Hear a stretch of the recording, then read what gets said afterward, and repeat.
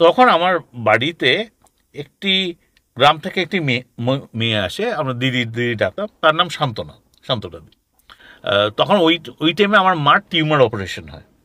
তো বাড়ির কাজকর্ম করার জন্য, হেল্প করার জন্য ওকে টেম্পোরারি আনা হয়েছিল, কিন্তু আমাদের বাড়িরই সদস্যের মতো থাকা শুরু করলো। একদিন আমি স্কুলে গেছি, দিদিও স্কুলে গেছে, মা একা রয়েছে, বাবা নিজের কর্মক্ষেত্রে গেছেন। তো মা রান্না করবে, ওই শান্তনাকে বলছে, শান্তনা একটু মশলা বেটে দাও, আমি রান্না করব। আর সেদিন মা অনেকবার ওকে ডেকেছে, ও ঘুম থেকে মানে উঠতেই চাইছে না, কিন্তু সে জেমের সকালে উঠে সবাইকে চাটা দিতে এবং গম্ভীর মতো। এবং মা যখন ওকে ডাকতে যায় যে অনেক দেরি হয়ে গেছে, এবার ঘুম থেকে ওঠো, মাকে হঠাৎ তুই তুকারি করা শুরু করে, যা এখান থেকে। অনিচ্ছা সত্ত্বেও উঠলো, উঠে হঠাৎ মাকে বলছে, তোরা নোংরা মাছ মাংস খাস, এই খাস, হঠাৎ মাকে তুই তুকারি। মাও একটু অবাক হয়ে যায় যে ও এরকম ব্যবহার করছে কেন। সাধক অলৌকিক রহস্য ইউটিউব চ্যানেলের চন্দন চক্রবর্তী আপনাদের সামনে আবার আজকে একটি নতুন পডকাস্ট ভিডিও নিয়ে চলে এসেছি। এবং আপনারা যারা আমার সঙ্গে পডকাস্টে অংশ নিতে চান, তারা 9875585972 এই হোয়াটসঅ্যাপ নাম্বারে আমার সঙ্গে যোগাযোগ করে নেবেন। যদি আপনার ঘটনা পছন্দ হয়, তবে আপনার সাথে আমি যোগাযোগ করে নেব। এই নাম্বারে কিন্তু ফোন করবেন না। আজকে যাকে আপনাদের সামনে নিয়ে এসেছি, তিনি কিন্তু এই চ্যানেলের বহু মানুষের পূর্ব পরিচিত বিশিষ্ট আধ্যাত্মিক পুরুষ মাননীয় শ্রী অভিজিৎ গুহ আজ আবার বহু মানুষের ডাকে সাড়া দিয়ে এই চ্যানেলে এসছেন তার আরও বেশ কিছু ঘটনা আমাদের সামনে তুলে ধরার জন্য। নমস্কার অভিজিৎ দা। নমস্কার অভিজিৎ দা, আপনার এই যে আধ্যাত্মিক পথে যাত্রা এবং আধ্যাত্মিক মার্গে বিচরণ, এটার পূর্বে আপনার ছোটবেলাকার জীবনে আমরা জানতে চাইছি এমন কিছু অলৌকিক বলুন, অতিলৌকিক বলুন বা দৈব অলৌকিক ঘটনা যেগুলো অনেকটা ইন্ডিকেট করেছে আপনার পরবর্তী জীবনের গতিধারাকে, সেই সম্পর্কে কিছু কি আমরা জানতে পারি? যখন আগের পডকাস্টেই বলেছি, সব যখন বলছি এগুলোও বাদ দেবো কেন। যেটা হচ্ছে একটা মহত্বপূর্ণ ঘটনা বলবো। আমি আপনাদের চ্যানেলে প্রথমে বলেছিলাম, আমার যখন জন্ম হয়, ঢাকার রমনা কালীবাড়ি থেকে দুজন সাধক দম্পতি আসে, ঠিক আছে, ওটা প্রথমবার। দ্বিতীয়বার হয় আমি যখন কর্মক্ষেত্রে চাকরি ছাড়ার আগে, এক বৃদ্ধ সাধক আসে, এসে রমনা কালীবাড়ির কথা বলেন, যেটা কেউ জানে না। তো ওইভাবে জানি, এবং আমার জীবনের সাথে এই ঢাকার রমনা কালীবাড়ির একটা কানেকশন রয়েছে। সেটা পরবর্তীকালে আরও প্রকট হয় জিনিসটা, তখন গার্ড বাঁধা এরকম একটা ব্যাপার থাকে। যে ঘটনাটা বলবো সেটা হচ্ছে 82 শেষে, ওই মানে ডিসেম্বর করে, আমার তখন আমি কোন ক্লাসে পড়ি, এই ক্লাস 5-এ পড়ি, 5 থেকে 6-এ উঠবো এরকম টাইপের। তো তখন আমার বাড়িতে একটি গ্রাম থেকে একটি মেয়ে আসে, আমরা দিদি ডাকতাম, তার নাম শান্তনা। এবং খুব হাসি খুশি। এবং ওই টাইমে ওই দিদিটি আসে, তখন ওই টাইমে আমার মার টিউমার অপারেশন হয়। তো বাড়ির কাজকর্ম করার জন্য, হেল্প করার জন্য তখন সেই গ্রাম থেকে একটি মহিলা আসে, এবং খুব মিশুকে ফ্রি টাইমে আমাদের সাথে ছাদের উপর খেলতো, দিদির সাথে সিনেমা দেখতে যেত, এই যেত, এত বাড়ির মেয়ের মতো, মানে এত মিশুকে, খুব ভালো। তো আমাদের বাড়ি রয়েছে সব কিছু।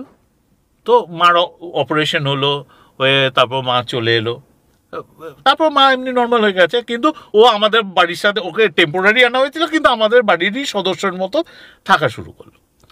যাই হোক, জিনিসটা চলছে।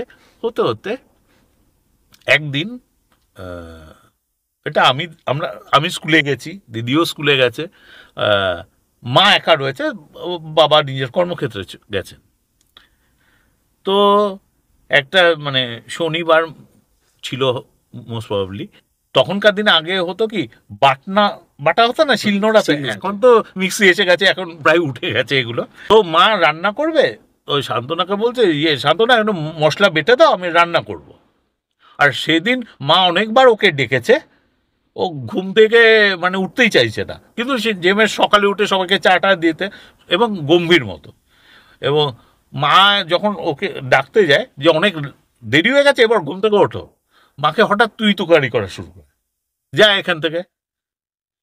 এবার মা প্রথমে বোঝে না, মা হয়তো ভেবেছে দিদি হয়তো কিছু বলেছে, ওই জন্য ওর মান অভিমান হয়েছে, হয়তো এরকম একটু ইয়ে করছে। যাই হোক, তো যখন 9টা 9:30 হয়ে গেছে, উঠছে না, তখন মা বলে, ওঠো শান্তনা, এই মশলাটা বেটে দাও। তো তাহলে আমি রান্নাটা করব। তারপর অনিচ্ছা সত্ত্বেও উঠলো, উঠে হঠাৎ মাকে বলছে, তোরা নোংরা মাছ মাংস খাস, এই খাস, হঠাৎ মাকে তুই তুকারি। এবার মাও একটু অবাক হয়ে যায় যে ও এরকম ব্যবহার করছে কেন। তো বারান্দা ছিল, ওই পার্ক স্ট্রিট বাড়ির বারান্দা। তো মা বারান্দা থেকে নিচে দেখছে, তার পাশে আমার রান্নাঘর, শিলনোড়া রয়েছে, শিলনোড়ায় আগেকার দিনে শিলনোড়ায় বাটা হতো তো জল দিয়ে। তখন ও ওখানে চুপ করে বসে রয়েছে। তো মা কিছুক্ষণ পর বলছে, কি হলো, তোমাকে তো বাটতে বললাম, তো তুমি মশলাটা বেটে দাও, তোরা দেখে যা তুই করে। মা বলছে, আমি তো দাঁড়িয়ে রয়েছি, মশলা বাটতে তো আওয়াজ পাবো। এবার মা গেছে, গিয়ে দেখে মশলা বাটা হয়ে গেছে, কিন্তু শিলনোড়ায় কোনো জল নেই। তবে শিলনোড়ায় বাটতে গেলে তো জল দিয়ে বাটতে হয়, নিশ্চয়ই। মানে পুরো মশলা বাটা রয়েছে ওপরে, কিন্তু শিলনোড়া একদম খটখটে। তো আমার মা ছিল অ্যাকচুয়ালি আসামের তিনসুকিয়া বলে জায়গাটা, ওখানকার মা অ্যাকচুয়ালি। তো আমার মামা বাড়ি ওখানে। তো আমার মা এই ধরনের জিনিসে ইউজ টু, মোটামুটি মা বুঝেছে কিছু একটা গন্ডগোল হয়ে গেছে। ওই তুই তুকারি বলছে, তারপর এরকম একটা দৃশ্য দেখে, অস্বাভাবিক ব্যবস্থা এবং অস্বাভাবিক ঘটনা দেখে মা বুঝে গেছে কিছু একটা ঘটেছে। মা কিচ্ছু বলেনি, বাড়িতে মা তখন একা। তারপর গেছে, বলে তোরা মাছ মাংস খাস, এখানে কোনো সাত্ত্বিক ব্যাপার নেই, এরকম মাকে বকাবকি শুরু করে, বলে আজ আমি এখানে পুজো করব তোদের এখানে। তো মা বলে, হ্যাঁ করো। যাই হোক, মা বুঝতে পারে কিছু একটা ঘটনা ঘটেছে। তারপর সন্ধ্যের সময় বাবাকে খবর দেওয়া হলো, বাবা এসছে, দিদি এসছে, মামা ছিলেন কলকাতা, মামাও এসছে। তো হঠাৎ ওই বলে না, এবার পুজো করতে করতে ওর একটা দৈব ভাব ওর মধ্যে চলে আসে, বা যাকে আমরা নর্মালি বলি ভর হওয়ার মতো, ওই রকম একটা চেহারা হয়। যে দিদিটার সাথে আমি খেলছিলাম, সেই দিদিটা হঠাৎ এরকম চেঞ্জ হয়ে গেছে, সেটা আমার মনের ওপর একটা প্রভাব, শিশু মনে একটা প্রভাব, যে এটা কি হলো হঠাৎ। তো পুজো করতে করতে হঠাৎ বাবা জিজ্ঞেস করে, তুমি কে, তোমার পরিচয় কি? তো হট করে পুজো ও একটা ওই মোডেই রয়েছে, মানে ভর অবস্থায় হাসতে থাকে, হাসতে হাসতে বলে, কিরে আমায় চিনতে পারলি না? এবার বাবা তাকি রয়েছে, চিনতে পারলাম না মানে? বলে, আমায় চিনতে পারলি না? এরকম দুবার জিজ্ঞেস করে। তো বাবাও অবাক হয়ে গেছে যে কি ব্যাপারটা হচ্ছে। তখন বাড়ির সবাই সিরিয়াস হয়ে গেছে। তখন বলে, আমি রমনা কালী। তুই আমায় কি কথা দিয়ে এসেছিলি? এখন বাবা কি কথা দিয়ে এসেছিল, বাবা ওইটা শুনে না দাঁড়িয়েছিল, ঠাস করে বসে পড়ে। এবার বাবা হয়তো কোনো কথা দিয়ে এসেছিলেন।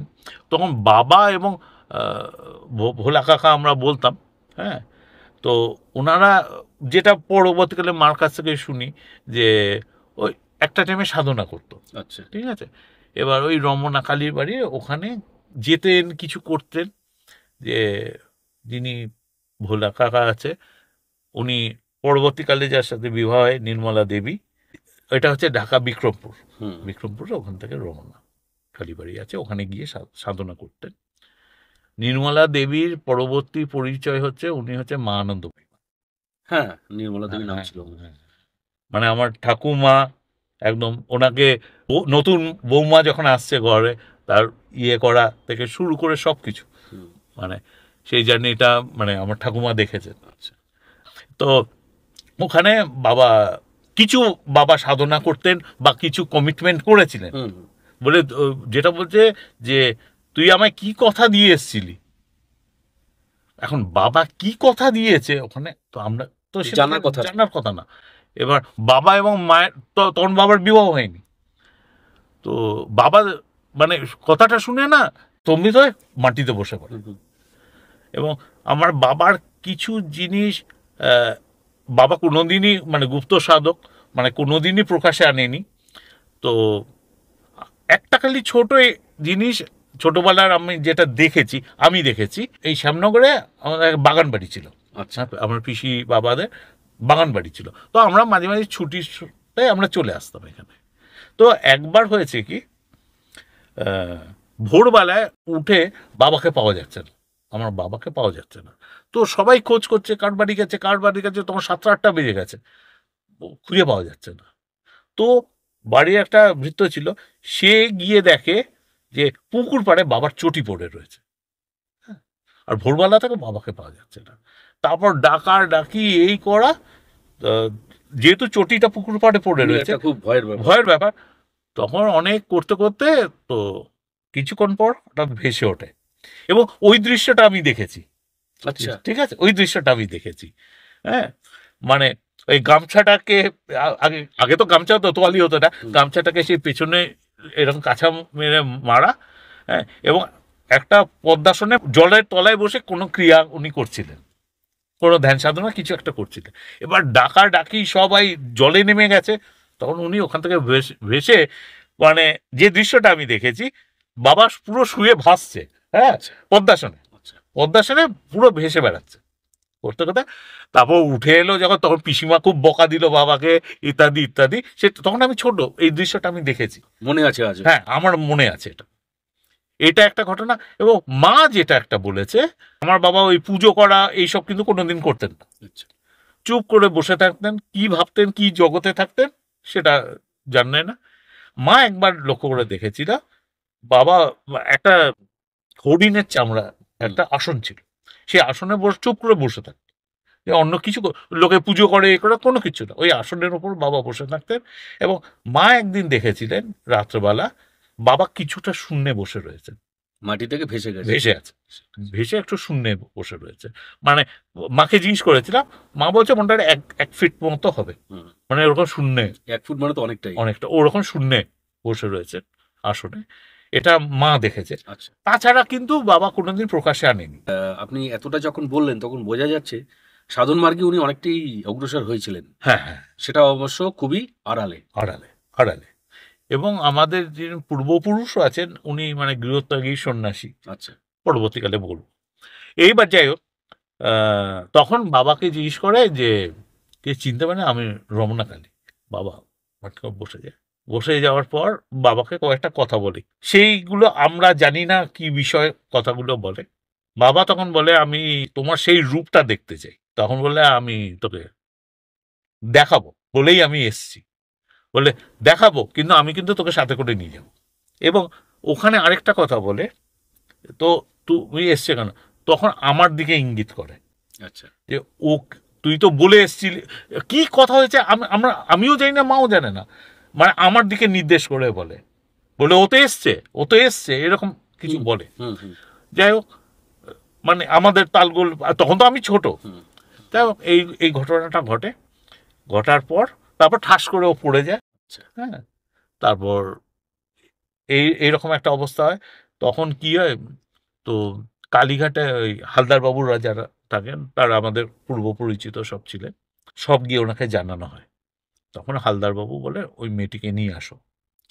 তো এটা শনিবার ঘটেছে, মঙ্গলবার নিয়ে যেতে পারে। আমরা সব ট্যাক্সি করে তখন নিয়ে যাওয়া হয়। আমার পুরো ঘটনাটা বলে, ওই ছোটবেলায় হয়েছে এই ঘটনাগুলো হালদারবাবু জানতেন।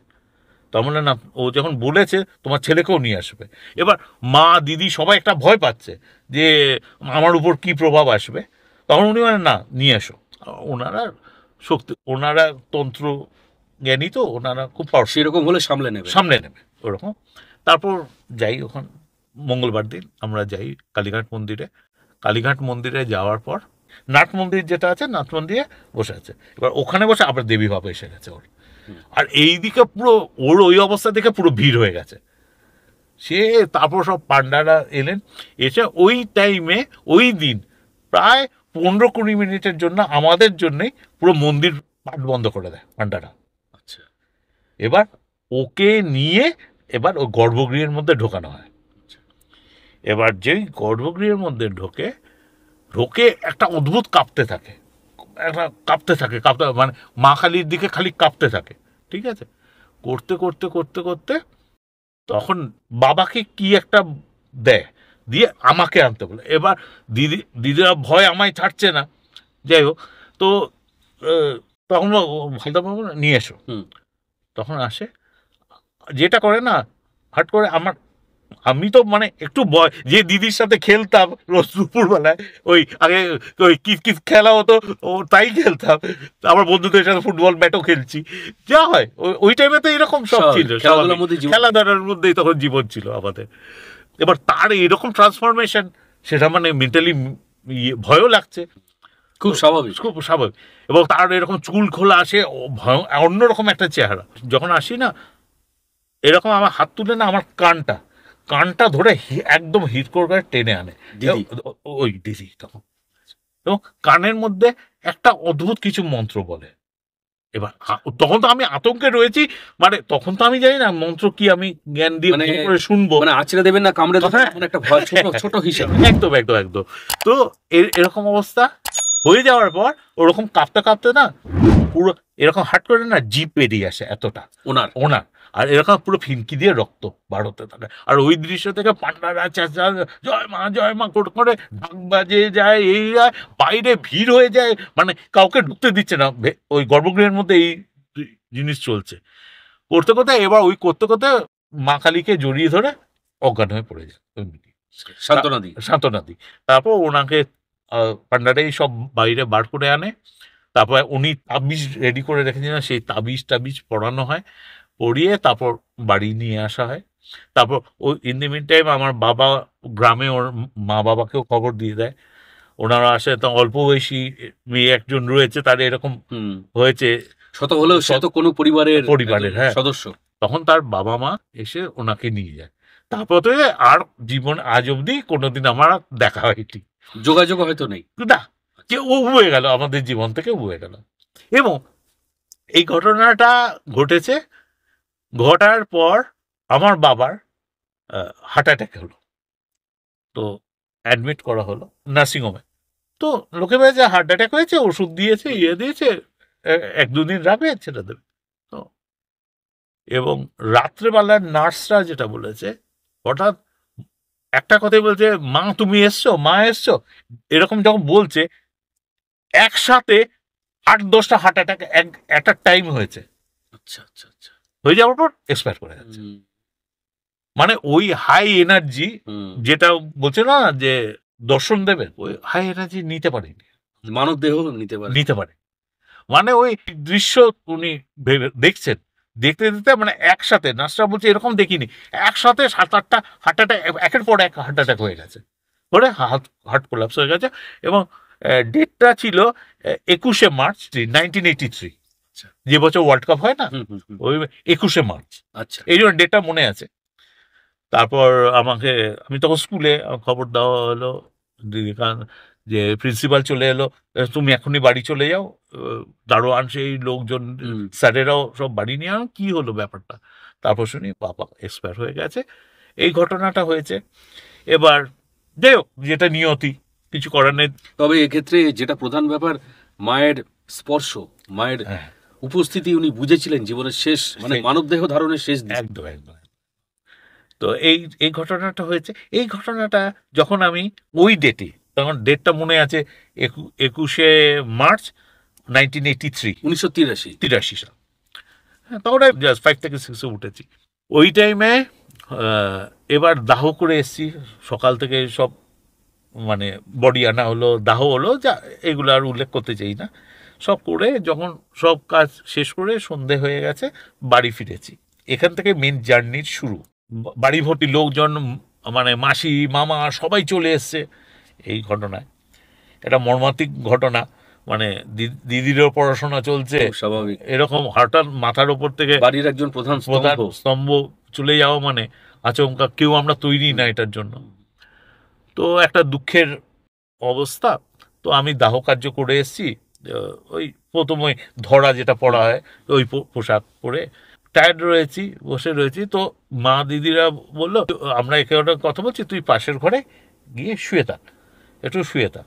তো বাবার যে খাটটা ছিল ওইখানটাই আমি শুয়ে রয়েছি। এবার এত টায়ার্ড হয়ে গেছি, আর এত দুঃখ কখন যে আমি ঘুমিয়ে পড়েছি আমি জানি না। আচ্ছা। আলো বন্ধ করা আছে, কিন্তু পাশের রুমে আলো জ্বলছে, ঠিক আছে।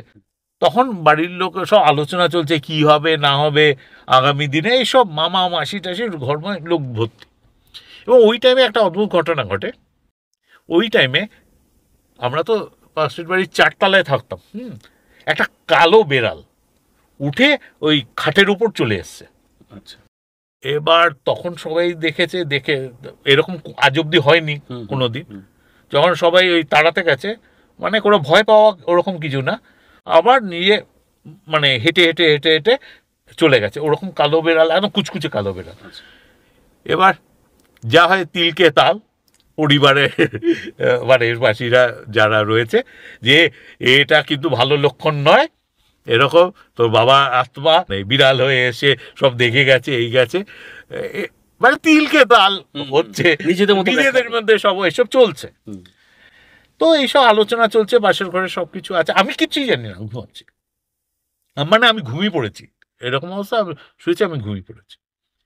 এবং ওই টাইমে সব আলোচনা হচ্ছে, মানে এইদিকে দরজা খোলা, আর এইদিকে একটা সোফা ছিল যেখানে মানে আমার দিদি পাশে মামা বসে রয়েছে, আর অন্যরা উল্টো দিকে সব বসে রয়েছে, এবং ওরা মানে আমায় দেখতে পাচ্ছে। হ্যাঁ, তো এইরকম একটা পজিশন বসে রয়েছে।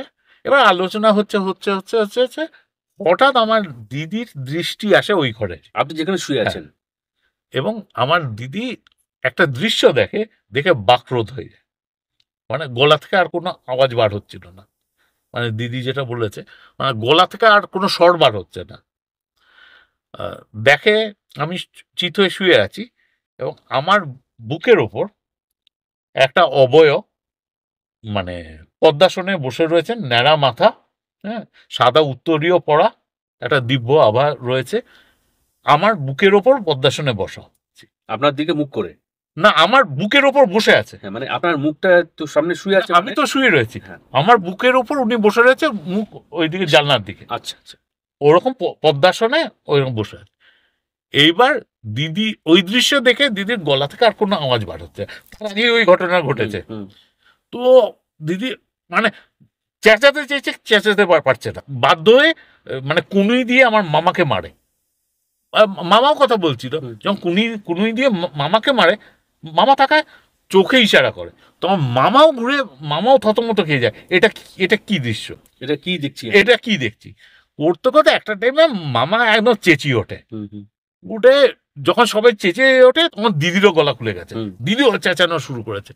তখন সবাই হই হই করে যখন ওই রুমে ঢুকছে, তখন যে দৃশ্যটা ওরা দেখেছে, ওই যে আমার উপর যিনি পদ্মাসনে বসেছিলেন, একটা অবয়ের মতো ঘুরে আমার উপর মিলিয়ে গেল, আমার দেহের মধ্যে মিলিয়ে গেছে।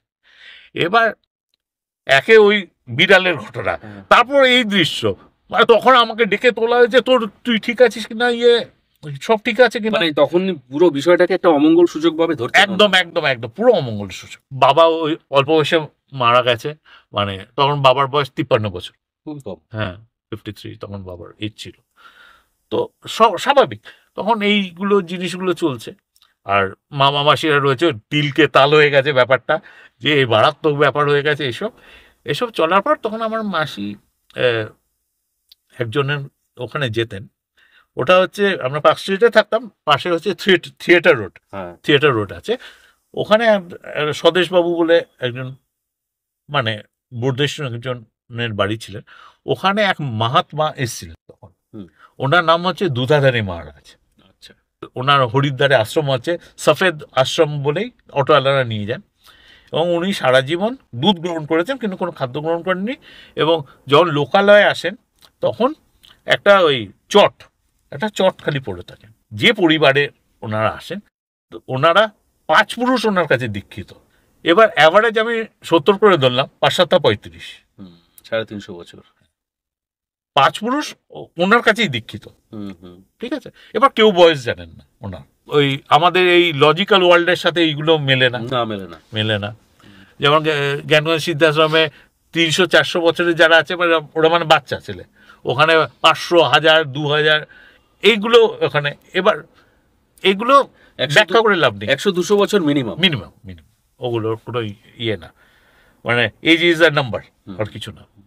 যাই হোক, তো ওনাকে জানানো, কিন্তু তখন বললেন না, এখন এই অবস্থায় একে আনা যাবে না, আগে শ্রাদ্ধ মিটে যাক, তারপর আমার কাছে নিয়ে আসবেন। তারপর শ্রাদ্ধ মিটে যাওয়ার পর তো ওনার কাছে নিয়ে যাওয়া হলো, আমি গেলাম। আর ওনার একটা চোখ আছে, একটা চোখ নেই, ঠিক আছে, কিন্তু ওই এক চোখের যা দৃষ্টি, মানে কেউ সহ্য করতে পারবে না। মানে কেউ যদি মনে করে আমি তাকিয়ে থাকবো ওনার দিকে, তাকিয়ে থাকতে পারবে না, তীব্র অন্তর্ভেদী। একদম একদম, মানে চোখের দিকে, মানে ওনার মুখের দিকে তাকিয়ে থাকবো, যে আমি 2 মিনিট ওনার দিকে তাকিয়ে থাকবো, মানে অনেকে ট্রাই করেছে কিন্তু কেউ তাকিয়ে থাকতে পারেনি, অটোমেটিক্যালি মাথা নত হয়ে যায়, মানে এত তীক্ষ্ণতা। যাই হোক, উনি রয়েছেন, আমায় ডাকা হলো, তো আমার মামা মাসি ওরা নিয়ে গেলাম, নিয়ে আমায় দাঁড় করালো, বললো ওই বাচ্চা এসছে। আমি দাঁড়িয়ে রয়েছি, প্রণাম করলাম। মানে শরীর ছুতে দেন না, একটা ব্যারিকেড করা আছে, তার বাইরে থেকে যা কিছু করবে। তো তখন অনেকক্ষণ এরকম একবার পা থেকে মাথা অবধি দেখলো, আবার মাথা থেকে পা অবধি দেখে এরকম করে কিছুক্ষণ তাকিয়ে থাকলো। তাকিয়ে থাকার পর ডাকলো, না না, তোমরা যে জিনিস ভাবছো ওটা নয়। উনি তো মনের কথা বুঝতে পারেন, তোমরা যে জিনিস ভাবছো ওটা নয়, এটা অন্য জিনিস, ও অনেক ভালো জিনিস। মানে হিন্দিতে বলে যে এ তুম লোক বরদান হ্যায়। আচ্ছা, হ্যাঁ, যাই হোক, উনি এরকম বলেছে। তারপর সবাই একটু আশ্বস্ত হলো। তখন আমার মা বলেছিল, মানে দীক্ষা বলে, দীক্ষা দিয়ে দিন আপনার চরণে। আমার দিকে তাকে বলে, আমি ওর গুরু নই, বলে উসকা গুরু আয়েগা। ঠিক আছে, তারপর বলার পর তখন বললো ঠিক আছে, আমি ওকে কিছু একটা দেব। আচ্ছা, তার দিন 7 পর এবার উনি আবার হরিদ্বার চলে যাচ্ছেন। তখন আবার আমার ডাক পড়লো, রাত 2টোর সময় ডেকে পাঠিয়েছে, বলে একদম শুদ্ধভাবে স্নান করে আসতে বলেছে। এবং মানে উনি 4টায় বেরিয়ে যাবেন, ওই ফ্লাইট ধরবেন, দমদম থেকে ফ্লাইট ধরে বেরিয়ে যাবেন, ওনার শিষ্য রয়েছে, বাবাকে নিয়ে যাবেন। এবং ওই যে রাত্রে, ভোর রাতে ডেকেছেন, ওই দিনই খালি ওনাকে প্রণাম করা যায়। আচ্ছা, ওটা বডি টাচ করা যায়, মানে অ্যাটলিস্ট প্রণাম করা যায়। তো আমি 2:30টার নাগাদ পৌঁছে গেছি, মানে রাতে তুলে গরম জল দিয়ে স্নান টান করে আমায় নিয়ে গেছে। তো গেছি, যে এক্সপিরিয়েন্সটা হচ্ছে ওটা বলছি। ওনার কাছে গেছি, যাওয়ার পর উনি ডাকলেন আমায়, ডেকে মানে আমি ফার্স্ট প্রণাম করলাম, মানে পাটা মানে নরম তুলোর মতো। আচ্ছা, মানে এই ধরনের মানুষের যে ইয়ে হয় না, একটা তুলোর মতো নরম। এবং এরকম করে আমায় দাঁড় করিয়ে, আমি তখন একটু একটু লম্বার দিকে, মানে বড় হচ্ছি আস্তে আস্তে, করে না এরকম করে নিজের শরীরের মধ্যে চেপে ধরলেন।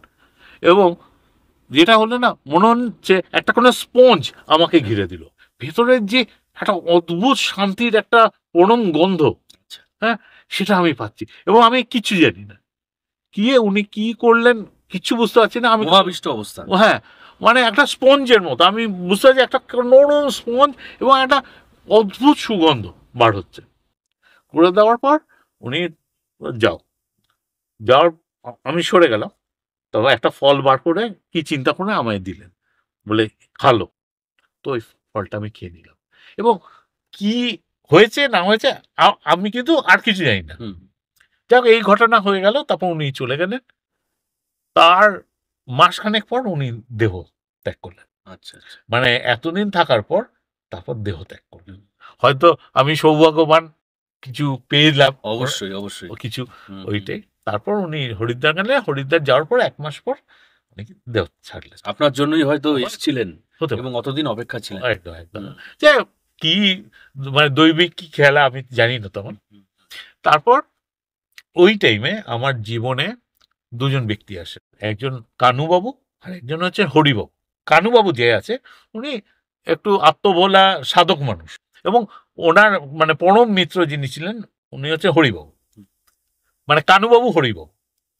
তো হরিবাবু ছিলেন সাধক, হ্যাঁ, এবং খুব ভালো অ্যাস্ট্রোলজি জানতেন।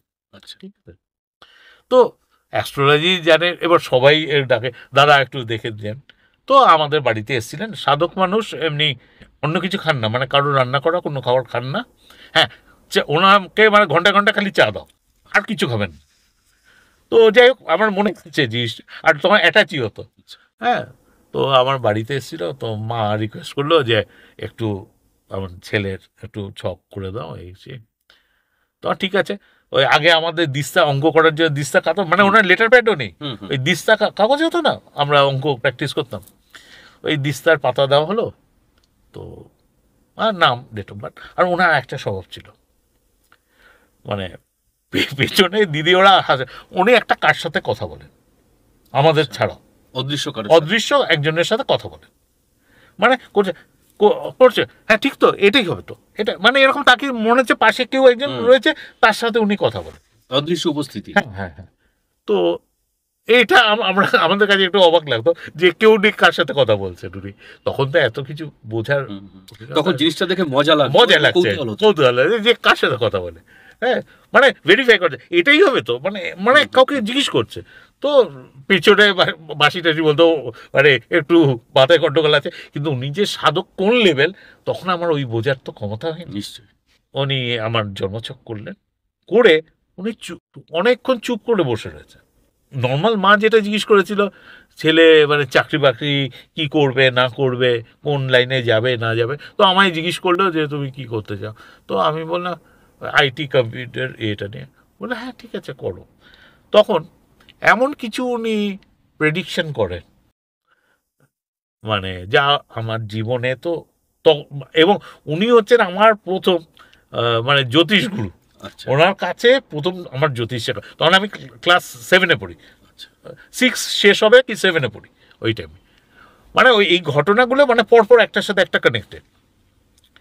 এবং উনি কয়েকটা অদ্ভুত কথা বলেন, সেটা বলেন অনেকক্ষণ বলে, উনি চুপ করে, মা প্রশ্ন করে যে মানে চাকরি বাকরি, উনি ওপরে সঙ্গে সঙ্গে জিজ্ঞেস করে একটা কোম্পানির নাম লিখলেন। আচ্ছা আচ্ছা আচ্ছা। তারপর নিচে আরেকটা কোম্পানির নাম লিখলেন। প্রথমে লিখলেন BATA, তার নিচে লিখলেন TATA। আচ্ছা, করে বলে আপনার ছেলে চাকরি করবে না, কিন্তু যে জায়গায় চাকরি করবে এই দুটো কোম্পানির মধ্যে একটা কোম্পানিতে চাকরি করবে, এর বাইরে ও চাকরি করবে না। এত স্পেসিফিক, ঠিক আছে, আমরাও অ্যাস্ট্রোলজি রিসার্চ করি, কিন্তু এই এত স্পেসিফিক কি করে বলা যায়, এটা সাধনলব্ধ জ্ঞান না হলে এটা সম্ভব না। এবং সবচেয়ে বড় কথা, জ্যোতিষ একটা পুঁথিগত বিদ্যা বটে, কিন্তু তার মধ্যে যে প্রেডিকশনের কিছু ব্যাপার রয়েছে, সেটা নিজের আত্মগত কিন্তু সাধন উপলব্ধি না থাকলে সেটা একেবারে নির্দিষ্ট করে বলা সম্ভব। তো এরকম ব্যাপার বলে আমার ওগুলো নিয়ে চিন্তা নেই। বলছে আমার মাকে জিজ্ঞেস করছে ওর ডেট অফ বার্থ টাইমটা কি ঠিক আছে, তো মা বলছে হ্যাঁ ঠিক, কেন, ওর তো বার্থ সার্টিফিকেটে যা আছে এটাই তো ডেট অফ বার্থ টাইম। অনেক কিছু চিন্তা করে বলছে, মা বলছে কেন, কোনো খারাপ কিছু দেখছেন? বলছে না, বলে ওর দুটো শরীর। তো মা বলছে দুটো শরীর মানে? বলে না, ওর আরেকটা শরীর আছে। তো মা ব্যাপারটা বলে আরেকটা শরীর আছে মানে? বলে না, আবার ও অদৃশ্য ওরা জিজ্ঞেস হয়েছে, তাই তো, এটা হবে তো, হ্যাঁ ওর দুটো শরীর, আরেকটা শরীর আছে। এবার তখন আমিও অবাক হয়ে আছি, এবং আমাদের মাথার ওপর থেকে ব্যাপারটা বেরিয়ে যাচ্ছে। পরবর্তীকালে হয়তো বড় হয়েছি, ওই আমরা যেটা ভাবি না একরকম দেখতে 7 জন মানুষ হয়, তো ওই রকম একটা জিনিস, কিছু আইডিয়া, আচ্ছা, যে ওরকম হয়তো আমার মতো দেখতে আরেকজন কেউ আছে, ঠিক আছে, আরেকটা শরীর। তো আমরা এটাই বুঝেছি। যাই হোক, এই ঘটনা ঘটার পর আমি, তারপর মাঝে মাঝে হরিবাবু আসতেন, ওই ওনার কাছে তখন আমি জ্যোতিষ শিখি, অ্যাস্ট্রোলজি, এবং অ্যাস্ট্রোলজি আস্তে আস্তে আমার প্যাশন হয়ে যায়। মানে যখনই টাইম পাতাম রিসার্চ যাও, তখন উনি একটা কথা বলে, ও না খুব ভালো অ্যাস্ট্রোলজি বুঝতে পারবে, সবাই বুঝতে পারে না, পুঁথিগত বিদ্যা অনেকে গ্রহণ করে, কিন্তু এবং যেটা বলেছে যে ও দেখতে পায়, এই কথাটা উনি বলেছেন, ও দেখতে পায়, ঠিক আছে, অনেক কিছু জিনিস আছে দেখতে পাই, যাই হোক একটা মানে হিডেন কিছু জিনিস আছে। তারপর এটা হয়ে যাওয়ার পর এবার আস্তে আস্তে আমি বড় হচ্ছি, খেলতাম, পড়াশোনা করছি, মাধ্যমিক, তার সাথে মাঝে মাঝে চুপ করে ধ্যানে বসে থাকতাম। এবং আমার বাড়ির পাশে ছিল কবরখানা, ঠিক আছে, যেটা 84 সি এজিসি বোস রোড, মলিকবাজার কবরখানা যেটা আছে, আচ্ছা ওটা হচ্ছে আমার ঠিক পাশেই, মানে তার একটা বাড়ি পর কবরখানা। যখন ছোটবেলায় খেলতাম এই কবরখানা, মানে পাঁচিল টপকে লুকোচুরি খেলাটা কবরে গিয়ে দুটো কবরের মাঝখানে গিয়ে চুপ করে শুয়ে থাকতাম। কিন্তু বার হওয়ার টাইমে লক্ষ্য রাখতাম মা যদি দেখতে পায় চান করাবে, বকা দেবে প্লাস চান করাবে, ওইটা লক্ষ্য রাখতাম। খেলাটা খুব ভয়ঙ্কর ভয়ঙ্কর। তো যাতে কেউ না দেখতে পারে, মানে দুটো কবরের নিচে গিয়ে চুপ করে আছে, এবং ওখানে না একটা অদ্ভুত শান্তি অনুভব করতাম আমি ভেতরে। এবং মানে ওটা মানে খুব আমার প্রিয় জায়গা, প্রিয় জায়গা। এবার কেউ শুনলে অবাক হয়ে যাবে, কবরের ওখানে মানে খেলার চলে লুকোতে যাচ্ছি, কিন্তু ওখানে গিয়ে একটা আলাদা একটা ভাব জগতের মধ্যে আমি ঢুকে যেতাম। হ্যাঁ, এটা হতো, মানে আমি একটা গভীর ধ্যানের মধ্যে ঢুকে যেতাম। এবং একটা জিনিস তখন উপলব্ধি করতাম, আমি যখন ধ্যান করি, যে আমার কুটস্থের মধ্যে একজন কেউ বসে ধ্যান করছে, এরকম আমি আমার মনে ওটা আসতো। যখন আমি মনটাকে স্থির করতাম, যখন মনটা স্থির হচ্ছে, তখন মনে হচ্ছে আমার যে কুটস্থ ওখানে আরেকজন কেউ বসে ধ্যান করছেন। ঠিক আছে, মানে ন্যাড়া মাথা দেখতে, যেমন ওই বর্ণনাটা বলছিলাম, ওরকম একটা কেউ ওখানে বসে ধ্যান করছে। যাই হোক, এগুলো আর কাউকে বলিনি, না এগুলো সম্পূর্ণ উপলব্ধির বিষয়। এটা আপনি উপলব্ধির বাইরে কাউকে বিশ্বাস করানোর কোনো দায় আপনার নেই, না না না, হ্যাঁ, কোনো বাধ্যবাধকতা নেই, উপলব্ধি এটা আপনার সম্পূর্ণ, আসলে মানুষের এটাই হয়, সেটা সাধক বলুন, সাধিকা বলুন, সাধারণ মানুষ বলুন, প্রত্যেকের ব্যক্তিগত উপলব্ধি সত্যি আধার অনুযায়ী পূর্বজন্মের কর্ম ছাড়া এইভাবে আসে। নিশ্চয়ই নিশ্চয়ই। তো এরকম উপলব্ধি করতাম, এবং উনি আমার হরোস্কোপ প্রেডিকশন করে বলেছেন, আমি আইটি নিয়ে, সত্যি আইটি নিয়ে কাজ করলাম, কিন্তু টোটালি বিপরীত দিকে গিয়ে কর্ম আমার শুরু হলো। এবং উনি একটা কথা বলে গেছে, মানে ওই টাইমে যখন আমি 7-এ পড়ি, আমার স্ত্রীর নাম কি হবে, কেমন হবে, এবং আমার যে একটা সন্তান নামে ছেলে, সেটা কিন্তু তখন উনি বলে দিয়ে গেছেন। মানে সবই যে লেখা থাকে, এটা একদম একদম একদম একদম একদম। এবার এগুলো উনি বলেছে, আরেকটা কথা বলেছেন, বলে জীবনে কর্ম করবে, এই করবে, যখন ওর 39 থেকে 40 বছর বয়স হবে, এ কিন্তু কর্মজগৎ থেকে বেরিয়ে আধ্যাত্মিক মার্গে চলে আসবে, এবং গুরু পাবে যারা মার্গদর্শন করবে, এবং এই গুরু পরম্পরার মধ্যে একদিন গুরু আসবে এর যখন 55 বছর বয়স হবে, হ্যাঁ, গুরু ওর সামনে এসে দাঁড়াবে। মানে উনি কাগজে লিখেছিলেন, কিন্তু পরবর্তীকালে ওই কাগজ কি করে মিসিং হয়েছে, মানে আর খুঁজে পাইনি। যখন আমি এগুলো বোঝা শুরু করলাম, জ্ঞান আসা শুরু হলো, তখন তন্ন তন্ন করে খুঁজেছি কোথায় চলে গেছে ওই কাগজ, মানে এমনি ওই দিস্তা কাগজে লেখা, তখন অতটা গুরুত্ব ওইটাই। তো এই ঘটনা হয়। এবার হতে হতে তারপর এই একটু চুপ করে বসি, একটা ভাব জগতের মধ্যে থাকি, এমনি টাইমে খেলাধুলো, তখন আমাদের টাইমে তো খেলাটা একটা বড় প্রায়োরিটি, মানে পড়াশোনা, খাওয়া আর খেলা, খেলার জায়গাটাও ছিল, খেলার সময়ও সময় ছিল, ওইটা স্কুল থেকে এসে মানে ব্যাগটা রেখে কোনো মতে কত করে খেলতে।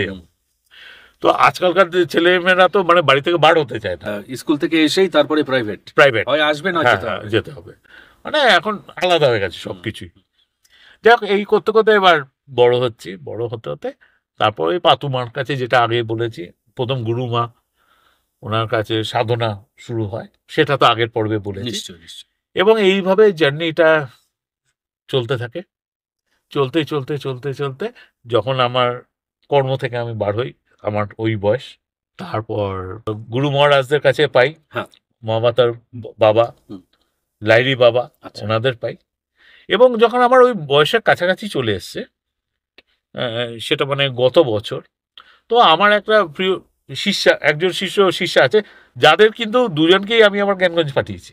আচ্ছা, তা একজনের নাম কস্তুরী, একজনের নাম পার্থ। ঠিক আছে, যেটাকে বলা যায় উপজ্ঞানগঞ্জ। হ্যাঁ, উপজ্ঞানগঞ্জ, হ্যাঁ, 3rd ডাইমেনশন 4th ডাইমেনশনের মাঝখানে, বা স্থূল জ্ঞানগঞ্জ। এবং তারা আমার সাথে প্রায় 13-14 বছর যুক্ত আমার সাথে। ঠিক আছে, তাদের আমি তৈরি করেছি। এবং আমার যদি পুরো সাধনা স্প্যানটা দেখি এই বয়স অবধি, যে আমি খুব বড় সাধনা করেছি এমন না, হ্যাঁ আমি করেছি, যদি সব কিছু মেলে 10 থেকে 12 বছর।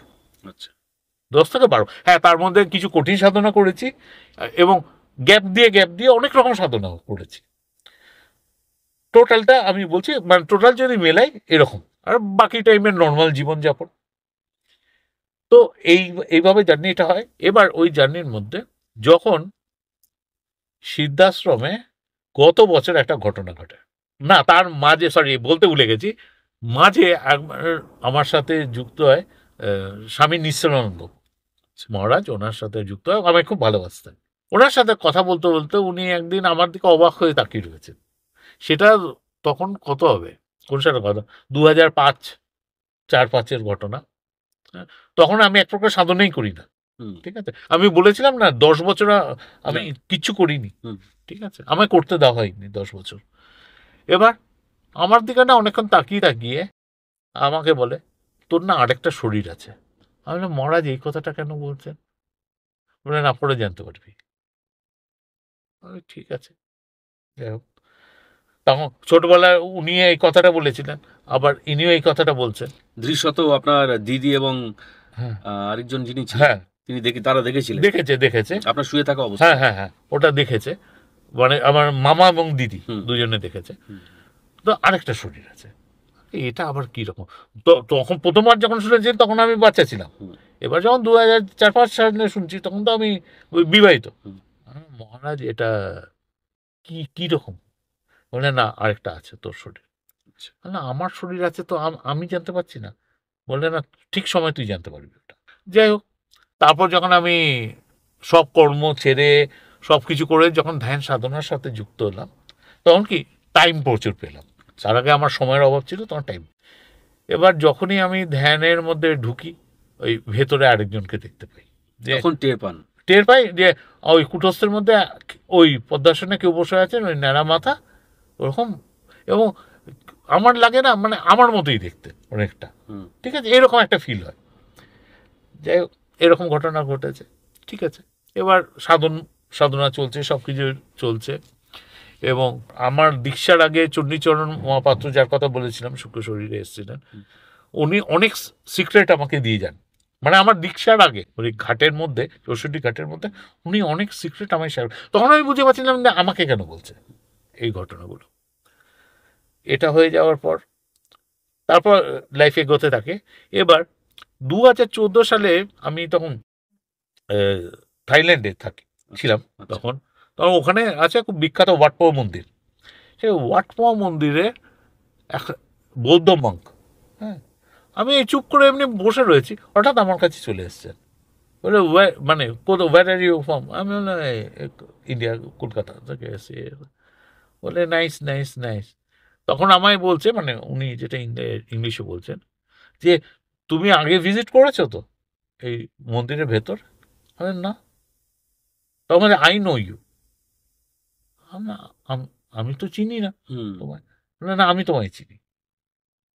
বলে উনি তখন বলছে, তোমার তো আরেকটা বডি আছে। এটা আমার সাথে কি হচ্ছে আমি নিজে জানি না। হ্যাঁ, এনারা সবাই বলছে, কিন্তু আমি নিজে জানি না। আমি তো নিজে বুঝতে পারছি, আমি তো কিছু বুঝতে পারছি, শুধু কুটস্থে আপনি অনুভব করেন, এটা অনুভব করছি যে কুটস্থের মধ্যে কেউ একজন পদ্মাসনে বসে আছে, আর কিছু জানি। আসলে ছোটবেলায় বলেছে, মাঝে বলেছে, এবং থাইল্যান্ডে এই বৌদ্ধমঙ্ক আমায় বলছে, ব্যাপারটা কি? এবার আমার মন, এবার অনেক ধ্যানে জানার চেষ্টা করেছি, কিন্তু কিছু জানি। যখনই ধানের জায়গায় যাচ্ছি ওই দৃশ্যই আসে, যে আমার কুটস্থের মধ্যে একটা গুহার মধ্যে কেউ একজন পদ্মাসনে বসে, কিন্তু এর বেশি কিছু, এর বেশি আমি কিছু জানি না। তো এই করতে করতে যখন আমার ওই বয়সটা আসছে, ওই মানে সেটা গত বছরই আমার, তখন আমি যেহেতু এখন অ্যাস্ট্রোলজি ক্যালকুলেশনগুলো জানি, এবার আমি আমার নিজের জীবনের সাথে সব মেলাচ্ছি, যে কি কেন হচ্ছে, ঘটনাগুলো কেন ঘটছে।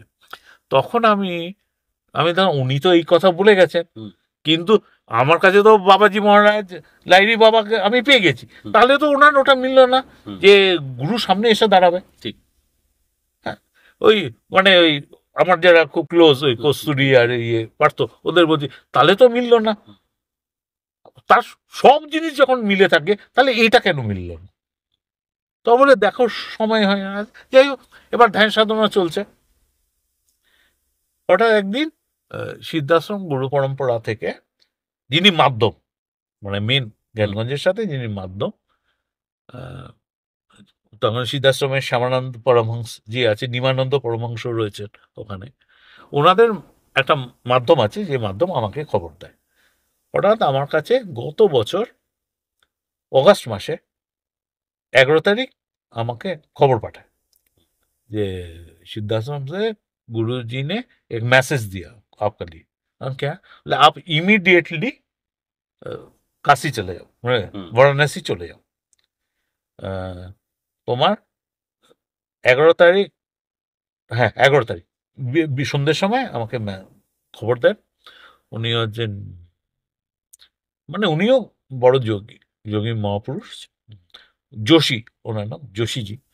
तो उन्हीं बोले যে आप चले जाओ वहाँ पर, आपको एक মানে সিদ্ধাশ্রম থেকে ব্রহ্মজ্ঞানী পরমহংস এসেছে, উনি তোমায় ডেকে পাঠিয়েছে, তুমি কালকেই চলে যাও। আমি একটা টিকিট ব্যবস্থা করতে হবে, আমি তো কিছুতেই নিই না।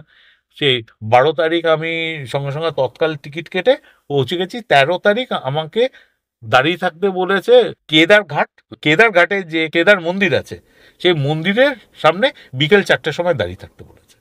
সো ওনার লোক এসে নিয়ে যাবে। ঠিক আছে, তো সে পরের দিন তৎকালে টিকিট কেটে সেই রাত্রে বিভূতি এক্সপ্রেস ধরে আমি বেরিয়ে গেছি। দেখলাম ফ্লাইটেরও টিকিট নেই, আমি ওই বিভূতি ধরে বেরিয়ে গেছি তৎকালে টিকিট কেটে। যেখানে যাই আমার জন্য একটা পার্মানেন্ট জায়গা থাকে, আমি আগে ফোন করে দিলে ওরা রেখে দেয়, ফাঁকা থাকলে আমার জন্য রেখে দেয় একটা রুম। তো আমি ফোন করে দিয়েছি, লাকিলি রুম ছিল, বলে হ্যাঁ ভাইয়া আপ চালাও, রেখে দেয়। তখন আমি বছরে 1বার 2বার 3বার যাই, তো ওই জন্য একটা রিলেশন হয়ে যায়। যাই হোক, আমি ওই মতো পৌঁছে যাই এবং একটা খুব টেনশনের মধ্যে রয়েছি। জীবনে প্রথমবার ব্রহ্মজ্ঞানী মহাপুরুষ দেখবো, অবশ্যই সিদ্ধাশ্রমের উনি এসছেন, উনি ডেকে পাঠিয়েছেন আমাকে, মানে বিরাট ব্যাপার। এবার যোশীজি আছেন আর তুলানন্দজি আছেন, ওনার সাথে যোগাযোগ করলাম যে উনি এরকম। বলে ও বাবা, বলে উনি কাউকে দর্শন দেন না, বলে উনি যখন তোমাকে দর্শন দিচ্ছে মানে তোমার যাওয়া উচিত এত। বলে হ্যাঁ আমি তো যাচ্ছি গিয়ে। বলে হ্যাঁ উনি হচ্ছে একদম মানে ব্রহ্মজ্ঞানী মহাপুরুষ। আচ্ছা, তো আমার মন মানসিকতার মধ্যে একটা হয়ে রয়েছে জীবনে প্রথমবার এরকম ব্রহ্মজ্ঞানী মহাপুরুষকে দেখবেন, মানে সিদ্ধাশ্রমের উনি বারাণসীতে এসছে। তো একটা মন মানসিকতার মধ্যে একটা রূপরেখা তৈরি হয়ে আছে। তো আমি তো একটা মানে রাতে ঘুমোয়নি, এরকম একটা টেনশন যে এরকম একটা দুর্লভ দর্শন হবে মহাপুরুষের সাথে। এবং বলেছে ওনার নাম কেশবজি মহারাজ, বলে উনি এসছেন। তো উনি পরমহংস তো রয়েছেনই, মানে ব্রহ্মজ্ঞানী মহাপুরুষ।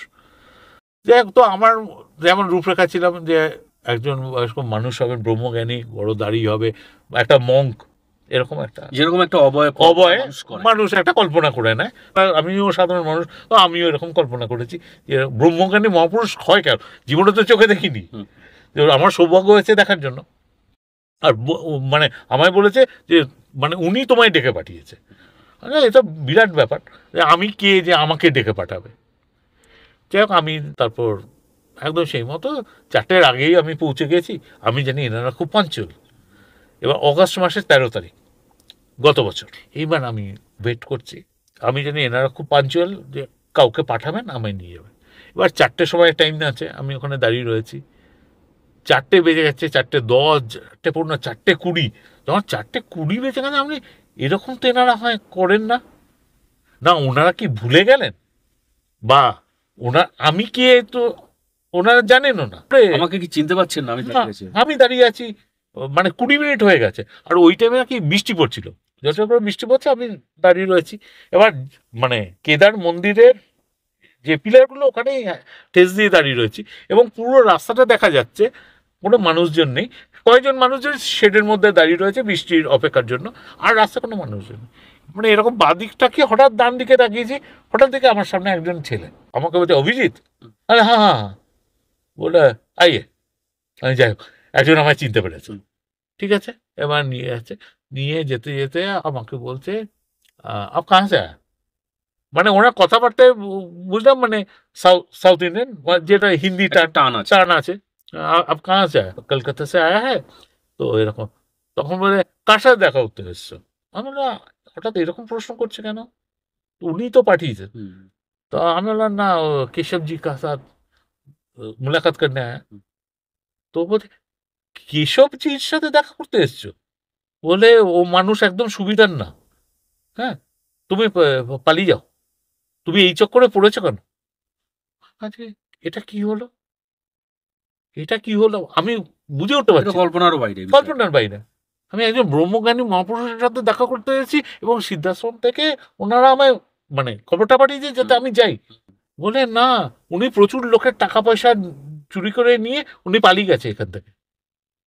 আমি বলি, এটা কি করে হয়?" বলছে আমার সাথে যাচ্ছে, মানে ওনার বয়স হয় বছর 32-33 বছর বয়স, সাউথ ইন্ডিয়ান, মানে ও চুল দাঁড়িয়ে আছে আর ওই ধুতি উত্তরীয় পড়া। হ্যাঁ, সিম্পল হয়ে 30-32 বছরের একজন যুবক আমাকে বলছে, বললো ওনার চক্রে তুমি পড়ো না। হ্যাঁ, এবার আমি জানি একজন ব্রহ্মজ্ঞানী মহাপুরুষ রয়েছে, নিশ্চয় কোনো মঠে থাকবে। তারপর দেখি এগুলি ওগুলির মধ্যে দিয়ে আমায় নিয়ে যাচ্ছে। আমার মনে মনে একটা জিনিস আছে, এইটা কি হচ্ছে। এবার যারা আমাকে এখানে পাঠিয়েছে তারা না জেনে বুঝে তো পাঠায়নি, আপনি একটা দ্বিধায় পড়েছে। আর দ্বিধায় পড়ে আছি। করতে করতে দেখি একটা ফ্ল্যাট বাড়িতে ঢোকাচ্ছে, নিচটা অন্ধকার, ফ্ল্যাট বাড়ি যেমন হয়, সিঁড়ি দিয়ে উঠে দুই দিকে যেমন ফ্ল্যাট হয়। হ্যাঁ, এটা ফ্ল্যাট বাড়ির মধ্যে কেন ঢোকাচ্ছে? নিয়ে আও আও বলে আমাকে নিয়ে থার্ড ফ্লোরে নিয়ে গেল। দরজা খুললো, তো ভেতরে ঢুকেছি, দেখি ভেতরেও 4-5 জন ছেলে রয়েছে যারা ধুতি উত্তরীয় পড়া, মানে সাধনা করে, কিন্তু ফ্ল্যাট, মানে মার্বেল ফিনিশ করা ফ্ল্যাট, 3 BHK এর মতো হয়তো ফ্ল্যাট হবে, ঠিক আছে, নর্মাল ফ্ল্যাট, লাইট লাগানো, ফ্যান লাগানো, প্রচুর বইপত্র আছে। বলে ব্যাটো ব্যাটো, মাদুর পাতা উঠলাম। একজন ছেলে ওখানে দাঁড়িয়ে আছে, তাকে বলে বোঝো ঠেলা, এ কেশবজির চক্করে পড়েছে। বলে আমার বলছে, বাবু আপনি কেশবজির চক্করে কেন পড়লেন? আপনাকে কেউ বলেননি? উনি তো মানে একদম ঠকবাজ একদম। আমি ভাবছি এটা আমার সাথে কি হচ্ছে। আমি ওনারা বলে পাঠালেন, বলে তোমার সৌভাগ্য না হলে এরকম ব্রহ্মজ্ঞানী মহাপুরুষ উনি দর্শন দেন না কারো। আর এটা কি হচ্ছে? তারপর আমাকে বলে পানি পিনায়। এবার এত কিছু শুনে আমার তো গলা শুকিয়ে গেছে। বলে হ্যাঁ পিনায়। তো বললে পানি লেও। তো এই ছেলেটি গেল, দেখে একটা মানে তামার গ্লাসের মধ্যে সুন্দর নিয়ে এসে হঠাৎ ওরা ইশারা করছে, বলে এ আলা পানি নেই, ও আলা। আমি ভাবছি জল নিয়ে আসছে, আবার এই জল না আরেকটা জল আমাকে দিচ্ছে। মাথা মানে সব তালগোল পাকিয়ে যাচ্ছে যে কি ঘটছে এটা। পুরোটা মনে হচ্ছে নেগেটিভ দিকেই যাচ্ছে। হ্যাঁ, এটা ব্যাপারটা কি। তো আমি বসে রয়েছি, এবার জল দিয়েছে, আমি একদম জয়গুরু বলে একদম পুরো জল খেয়ে নিয়েছি। আর উনি উল্টো দিকে বসে হাসছে আমাকে দেখে, আর আরেকজন বলে দেখো মজা। হয়ে যাওয়ার পর ওখানে বসে রয়েছি, কলকাতা মানে কলকাতা কোথায় থাকি না থাকি কথাবার্তা হচ্ছে। আমি এবার কেশবজি যিনি ব্রহ্মজ্ঞানী মহাপুরুষ, ওনার দর্শন করতে এসেছি, ইনি কে, এরা কে তাহলে?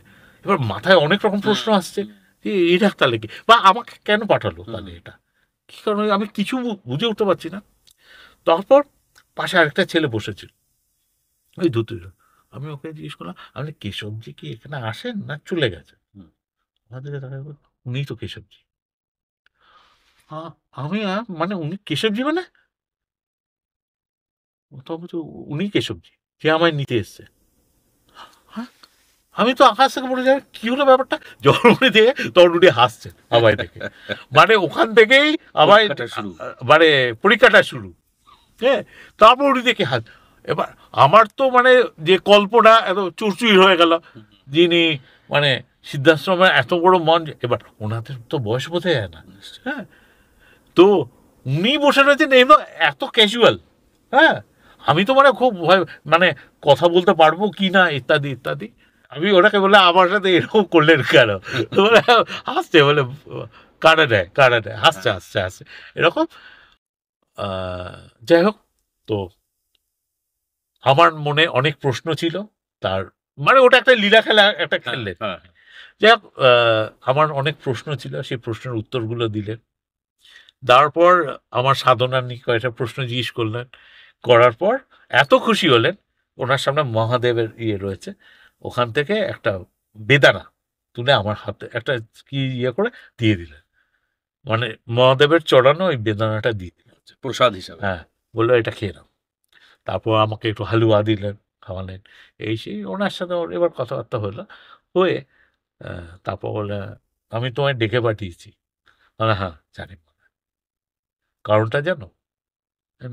না মহারাজ। আমি দীক্ষা বা কিছু দেবেন আমায়। না, তুমি কি জানো তোমার আরেকটা শরীর আছে? তখন আমার মাথা গেছে ঘুরে, হুম যে যেটা ছোটবেলার থেকে শুনে আসছি এখানে এসে মিলে যাচ্ছে। এখানে এসে এবার তোমার আরেকটা শরীর আছে। তখন আমি বললাম, মহারাজ আমি ছোটবেলা থেকে শুনে আসছি, কিন্তু ব্যাপারটা আমি কিছুই জানি না। দেখুন, সাধারণভাবে তো আমাদের সত্তা দুটো, একটা হলো আমাদের দেহ জগৎ, আরেকটা হলো আত্মিক জগৎ। আত্মিক জগৎ। এবার এই দুটো দেহ মানে এখানে দুটো কিন্তু আত্মিক জগৎ। আত্মা, এবং যে জ্ঞান শিক্ষার দ্বারা এটা হয়, সেই জ্ঞান বা শিক্ষা আমরা নেই বলে আমরা বুঝতে পারি না, বা এটা কি করে হয়। তখন আমায় বললেন উনি, তুমি কাল সকালে 8টার সময় স্নান করে চলে আসবে। আমি ঠিক আছে, আমি চলে আসবো। তো বলে একটা প্রসেস করাবো। আমি সকালে সকালে স্নান করে চলে আসি, আমাকে নিয়ে ওই ফ্ল্যাট বিল্ডিং এর ছাদে গেলেন। আমি তখন জিজ্ঞেস করলাম যে মহারাজজি এটা কেন করতে হচ্ছে? তখন আমায় বলল, এখন আমাদের অনেক দায়িত্ব পড়ে গেছে, এখন সঠিক সময় এসছে তোমার শরীরটাকে জাগানোর জন্য। আমি শুনে না আমার মানে লোম খাড়া হয়ে গেছে। খুব স্বাভাবিক। তখন বলছে, আজকে তোমার কিন্তু এক প্রকার মৃত্যু ঘটছে, হ্যাঁ, তোমাকে কায়া দান করতে হবে। মানে এবার কি মেথড কি প্রসেস আমি কিচ্ছু জানি না, আমি তো সমর্পিত প্রাণ, যা বলবে তাই। উনি যদি বলে হ্যাঁ কিছুদিন এটা খাও, আমার আমার ওই পিছে তাকানোর ওইটা থেকে বেরিয়ে এসেছি, ঈশ্বরের কৃপা ওই জায়গা থেকে বেরিয়ে এসেছি। উনি বললেন তোমার কায়া দান করতে হবে। আপনি যেটা ভালো মনে করেন করুন। ওই এরকম একটা ঘটির মতো নিয়ে এলেন, ওনার ছেলে নিচ থেকে নিয়ে এলেন, নিয়ে আসার পর ওটার মধ্যে গঙ্গা জল ভরা আছে। উনি ওই যে যেমন গোয়ালারা দুধের ক্যান থাকে না বড় বড়, তারই ছোট সংস্করণ পেতলের, তারই ছোট সংস্করণ পেতলের। হ্যাঁ, তখন আমায় বললেন, একটা অ্যাঙ্গেলে আমায় দাঁড়াতে বললেন, সূর্যের আলোটা পড়ছে যেখানে আমার পুরো ছায়াটা পড়ছে, ওখানে উনি ওর ছায়াটাকে ওই জলের মধ্যে নিয়ে কি মন্ত্রপাঠ করছেন। করে তার আগের মুহূর্তে উনি আমায় বলেন, দেখবে তো তোমার শরীরটা? আমি হ্যাঁ নিশ্চয়ই দেখবো মহারাজ। হ্যাঁ, উনি আমার ফুটাস্থানে বুড়ো আঙুলটা এরকম আমার এখানে দিয়েছে। দেওয়ার পর না, যেটা আমি ধ্যানে স্বপ্নতে দেখছি, মানে পুরো চোখের সামনে একদম, মানে বলতে গেলে মানে ডিজিটাল আমি পুরো দেখতে পাচ্ছি, এত ক্রিস্টাল ক্লিয়ার সামনে থেকে, মানে পুরো আমারই চেহারাটা। আচ্ছা, আর একটু সুটাম এবং ওই ন্যাড়া মাথা, ঠিক আছে, একটা চেহারা, মানে ওই দৃশ্যটা পুরো দেখি, মানে যেটা সাইড থেকে দেখছি ধ্যানে ছোটবেলায় যেটা দেখছি, তখন একদম সামনে থেকে পুরো দেখতে পাচ্ছি। মনে হয় যে একটা সুন্দর একটা স্ক্রিনের মধ্যে আমি দেখতে পাচ্ছি। এতদিনের রহস্যটা উন্মোচিত হলো। পুরো আমারই অবয়া, আরো সুটাম, মানে চেহারা ভালো মার্সেল রয়েছে, মানে সুটাম চেহারা, ওই অবস্থায় বসে রয়েছেন, ওখানে সামনে থেকে দেখছি। দেখার পর বেরিয়ে না, তখন বলে এই শরীরটা এখন জেগে উঠবে। কোনটা? যেটা গুহার মধ্যে বসে রয়েছে। আচ্ছা আচ্ছা, যেটা আলাদা হয়ে গেল। হ্যাঁ, আলাদা হয়ে আছে, এই এখন জেগে উঠবে। এই কারণেই কায়াদান করতে, কায়াদানটা এই জন্য আমায় করতে বলেছে। কি প্রসেস করলেন আমার পিছনে ধরে আমি কিছু জানি, আমি তো সামনে একটা তন্ময় একটা ভাবের জগতে চলে গেছি। আপনার সঙ্গে বিচ্ছিন্ন করে দেওয়ার একটা প্রয়োজন ছিল, এতদিন সঙ্গে ছিল, হ্যাঁ, এবং সেটা হয়তো প্রয়োজন, কোনো আধ্যাত্মিক প্রয়োজন। হ্যাঁ, এখন মানে ওই শরীরটাকে যা, তারপর আমি জিজ্ঞেস করলাম, আমি তাহলে ওই শরীরটার নাম কি? তোমার যে এটা অরিজিনাল শরীর, এটার নাম হচ্ছে হংসরাজ পরমহংস। আচ্ছা, তখন বলে এটা একটা গুহার মধ্যে রাখা রয়েছে, এখন সময় হয়ে এসছে, এখন তোমার সোল। আমি এটা কি করে সম্ভব যে আমার সোল তো আমার কাছে, তো সে তার সোলটা তাহলে কোথায়? বলে সেটারই একটা আরেকটা রূপ, এতদিন সেটা মিশেছিল কোনোভাবে, মানে এ দেখো এর ভেতরের যে কি বিজ্ঞান সেটা কিন্তু আমার জানা নেই, সেটা অধ্যাত্ম বিজ্ঞান বা যে লেভেলের বিজ্ঞান আমি জানি না, যেটা জানি না বলবো কেন, আমি জানি নিশ্চয়। বলে এবার মানে হংসরাজ পরমহংস যিনি আছেন উনি এখন জেগে উঠবে, সেটাই অ্যাকচুয়ালি আমি, কিন্তু আমি তো নর্মাল মানুষ, ঠিক আছে। তখন বলছে এই জন্য এই প্রসেসটা করে যাওয়ার পর এটা চলে যাবে, যাওয়ার পর ওঠে।